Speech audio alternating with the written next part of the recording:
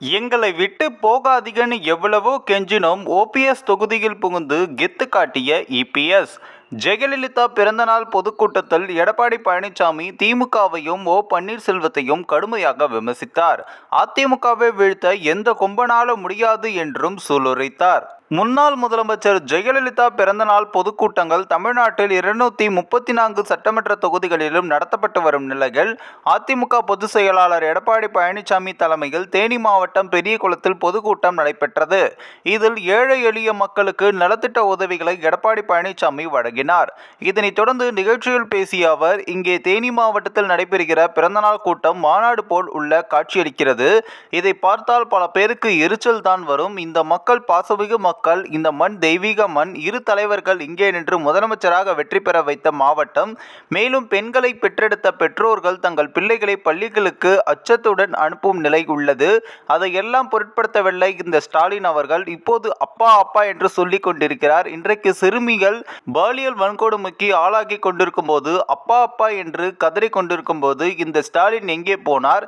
எவ்வளவு கொடுமைகள் நடந்து கொண்டிருக்கிறது என்று சிந்தித்து பார்க்க வேண்டும். இதையெல்லாம் முடிவுக்கு கொண்டு வருகிற காலம் வெகு சீக்கிரத்தில் வரும் என்பதை இந்த நேரத்தில் சுட்டிக்காட்ட விரும்புகிறேன் என்றும் தெரிவித்துள்ளார். மேலும் எடப்பாடி ஒரு மூழ்கும் கப்பல், வேறு யாரும் ஏற மாட்டார்கள் என்று இங்கே இருக்கும் ஒருவர் தெரிவித்திருக்கிறார். நான் சில தகவல்களை கூறுகிறேன். எது சரி எது தவறு என்று நீங்களே முடிவு செய்யுங்கள். அம்மா அவர்கள் மறைவுக்கு பின் இவருக்கு முதல்வர் பதவி கிடைக்கவில்லை என்று தர்ம யுத்தம் என்று தொடங்கினார். இவருக்கு பதவி கிடைக்கவில்லை என்றால் எந்த எல்லைக்கும் செல்வார். பெரும்பான்மை ஆதரவுடன் எனக்கு முதல்வர் பதவி கிடைத்தது. அப்போது அதிமுக ஆட்சியை அகற்ற வேண்டும் திமுக தீர்மானம் கொண்டு வந்தபோது அம்மா அவர்களுடைய அரசுக்கு எதிராக ஓட்டு போட்ட மனிதர் இந்த மனிதர். அந்த ஆட்சியை வீழ்த்துவதற்கு திமுகவிற்கு துணை நின்றவர். இந்த மண்ணிலேயே பிறந்தவர். மேலும் நானே துரோகம் செய்தேன், அதற்கு மேலாக இரட்டை இலையை முடக்க வேண்டும் என்று தொடர்ந்து பணிகளை செய்தவர்.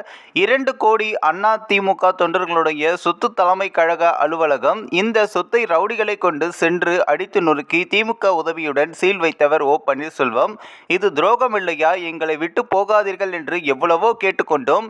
நீங்களாக போனீர்கள். அம்மாவிற்கு விசுவாசம் என்று கூறிவிட்டு 89 புரட்சி தலைவி அம்மா அவர்கள் போடி தொகுதியில் சட்டமன்ற தேர்தலில் போட்டியிட்ட போது நீங்கள் யாருக்கு வேலை செய்தீர்கள்? வெண்ணிராடை நிர்மலாவுக்கு வேலை செய்தார். இவரா அம்மாவிற்கு விசுவாசமாக இருந்தவர்? அதே சேவல் சின்னத்தில் 89 தேர்தலில் போட்டியிட்டு வெற்றி பெற்றவன் நான். நீங்கள் 2001 தான் எம்எல்ஏ, நான் 89லேயே எம்எல்ஏ. உங்களை விட 11 ஆண்டுகளுக்கு முன்பாகவே நான் சட்டமன்ற உறுப்பினர், நாடாளுமன்ற உறுப்பினர், வாரிய தலைவர் என பல பதவிகளை வகித்தவன் என்றும் ஆவேசமாக பேசியுள்ளார். இந்த ஒரு வீடியோ குறித்து உங்களுடைய கருத்துக்களை நீங்க மறக்காம கமெண்ட்ஸ்ல சொல்லுங்க. நம்ம ஏஷியாநெட் நியூஸ் தமிழையும் தொடர்ந்து ஃபாலோ பண்ணுங்க.